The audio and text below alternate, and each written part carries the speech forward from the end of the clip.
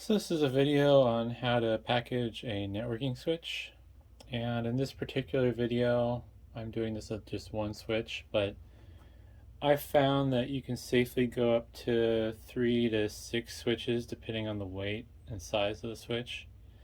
So like usually in a bigger switch like this, I probably would only put 3 in a box. Since this is a higher value switch, I will be using some of my anti-static bubble wrap that I buy.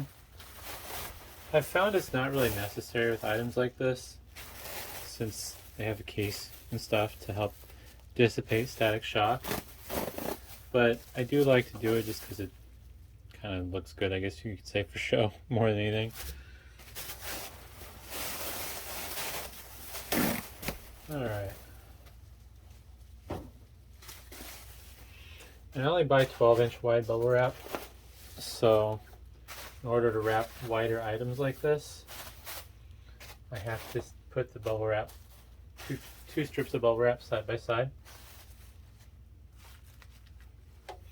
If I'm shipping multiple switches and they're of, I guess, higher value, I will usually wrap them with anti-static bubble wrap as more of a functional purpose. And that's just to kind of help prevent them from rubbing up against each other and scuffing up the casings.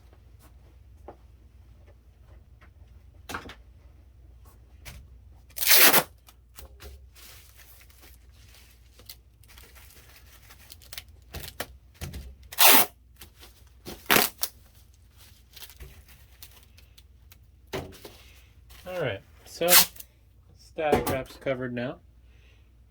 And it's your usual manner of wrapping it in up to 2 or more inches of bubble wrap. This is half-inch bubble.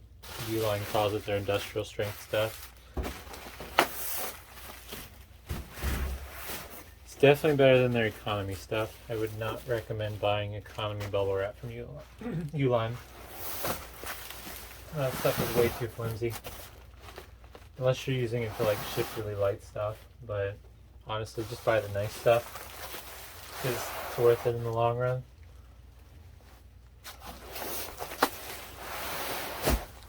Oops.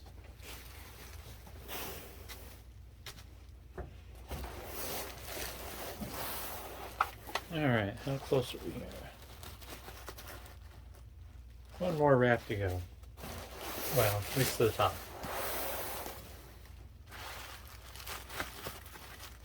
So, right about there. And that'll get us to the 2-inch point of bubble wrap. So 4 layers around the switch.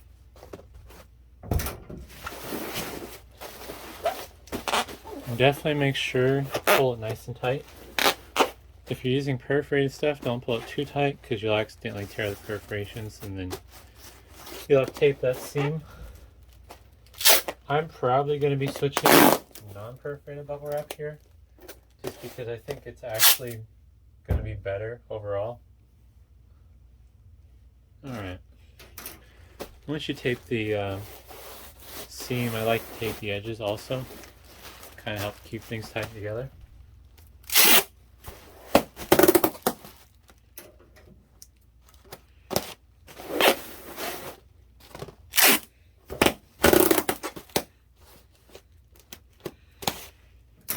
Alright. Now what I like to do is wrap it in this plastic wrap. I normally do that off camera, but I think I'll do it on camera this time and just mute the audio. That way you can see how I do it.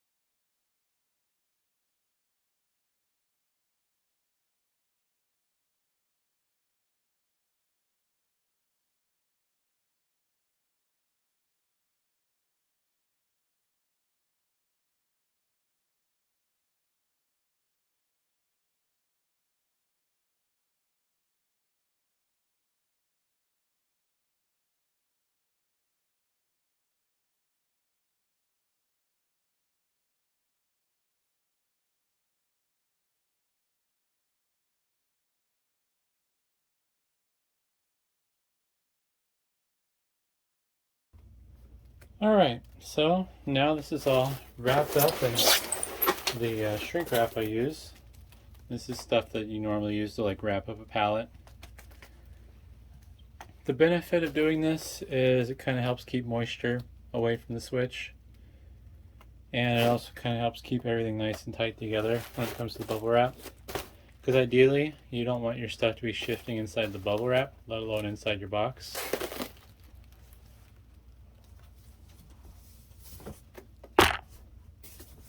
And in this case, the box I'm using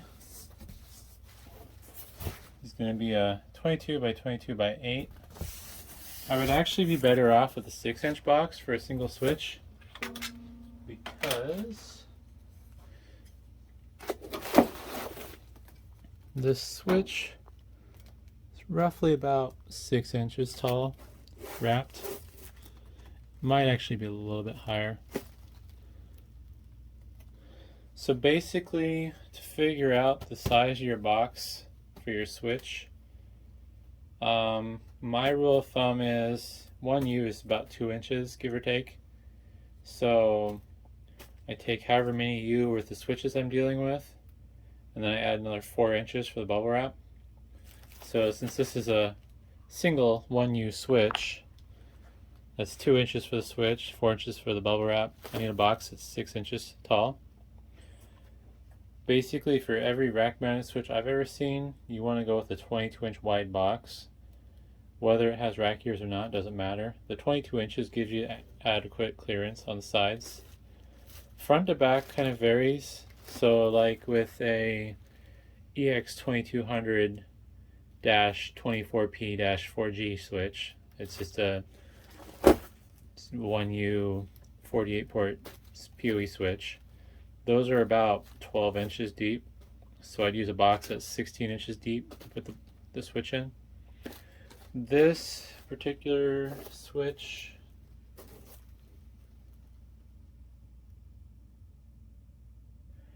is probably about 17 inches from front to back. So I'm using the 22 by 22 by 8 box that I have. I found that if you're doing one switch, you want 6-inch tall box, 2 switches, 8-inch tall box, 3 switches, 12-inch tall box. If you're doing 3 full-size switches like this, then you want to make sure it's double wall, because usually a switch this size is going to weigh around 18 pounds on average, and that's going to put you at a point where you're exceeding the load capacity of a standard single wall box. It's not to say that it won't work, but it's definitely better for the safety of your item. So I'm going to tape up this box and kind of show you the next step from there, and I'll be back. Alright, so I have the switch in the box. Since this box is a little oversized for the package that I have wrapped up here, I've opted to put a little bit of a layer of packing peanuts under the bubble wrap. I would show you what it looks like, but if I lift this up, all the packing peanuts are going to go everywhere and I'll have to start over. One thing I don't think I've mentioned in my other videos that I like to do is if I have something wrapped in bubble wrap, I'd like to try to put it in a corner.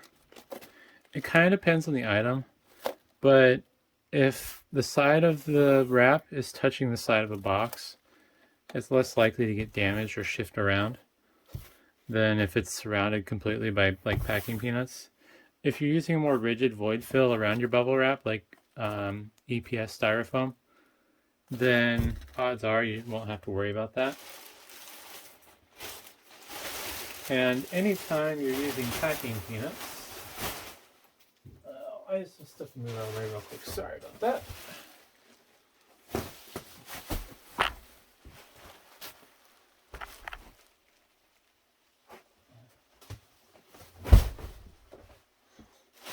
I had to start with a brand new roll of bubble wrap for this because I was out, so it's extra large and in the way. Anytime, though, that you are using packing peanuts, you want to make sure you get them packed in as tightly as possible.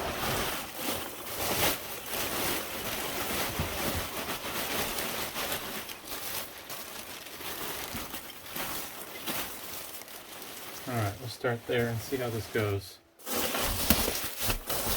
I like to smash them in on the edges where I'm filling the void. You don't want to smash them in too hard though, where you're like crushing them and turning them to dust. So that's going to piss the customer off. Plus it's just not going to be very helpful. We'll see, I may have gotten lucky, but I have a feeling I'm going to need just a tiny bit more. Oh yeah, we're not close. Alright, gotta add some more. Probably about 2 big handfuls of them.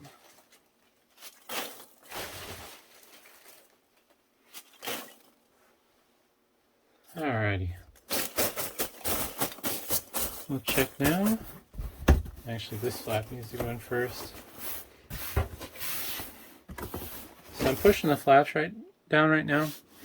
And if you kind of push on the top, you can kind of feel how spongy it is. Some of that may be because of the packing materials and how it has a little bit of give.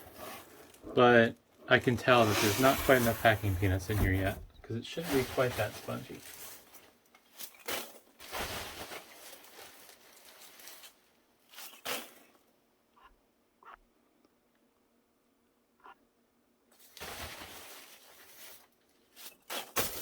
Ideally, when you're using packing peanuts as a void fill, you want your box to have a slight bulge to it, because it gives the packing peanuts a chance to kind of settle and interlock together.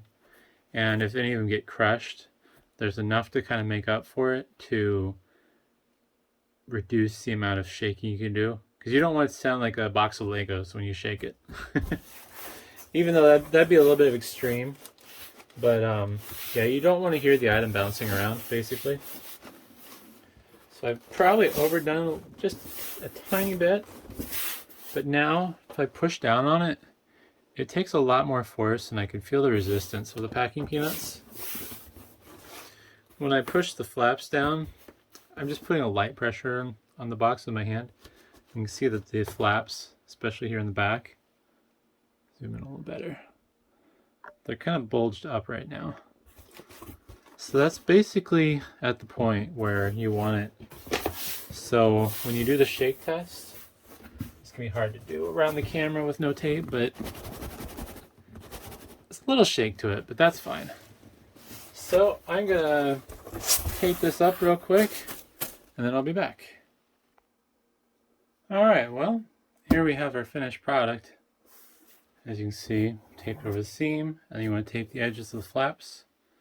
That's required by UPS and FedEx for shipping claim reasons, but it's also good practice to ensure your package stays shut.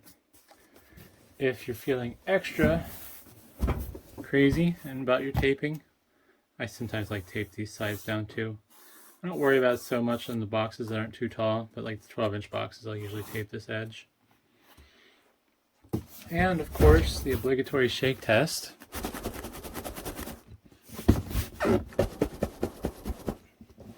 You'll hear a little bit of shifting, which is fine. But if you shake it and you feel it moving around, then you have a problem. But yeah, otherwise, this is my tried and true way to package networking switches. I don't think I've ever had any problems or complaints.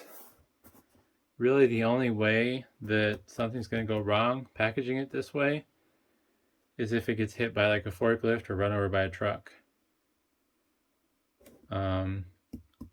This particular switch would stay under the weight limits of a single wall box, but as I mentioned in the earlier this video, if you're shipping multiple switches or heavier switches, then you definitely want to make sure that you're using a double wall box to account for that added weight. But otherwise, hopefully that was helpful, and thanks for watching.